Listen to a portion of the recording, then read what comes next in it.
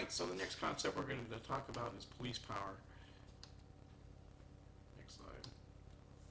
Now, the police power of the state is not listed in the Constitution. And when you think of police power, you think of the power of police to do something.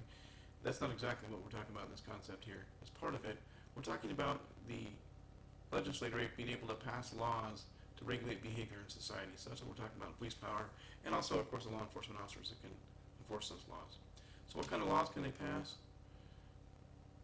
They can pass laws that have to do with public health, public safety, public morals, general welfare, and economic prosperity. So what are some of the restrictions on these laws?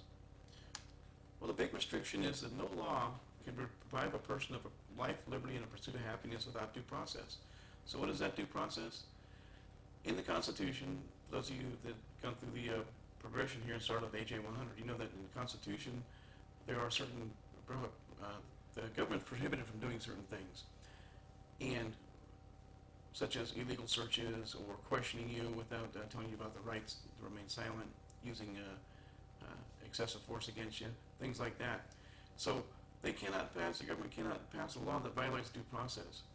Now, if you were doing everything you're supposed to do in this module, you would have clicked on the link earlier that took you to a court case that just came down earlier this week that talked about Los Angeles tried to pass a law that said that you can go into the hotel and look at the hotel registry without a warrant.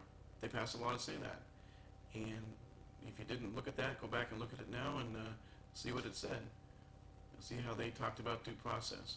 So when we're talking about police powers, we're talking about the power of the legislature to pass a law and the power of the police to enforce it, and that these laws have to be legal.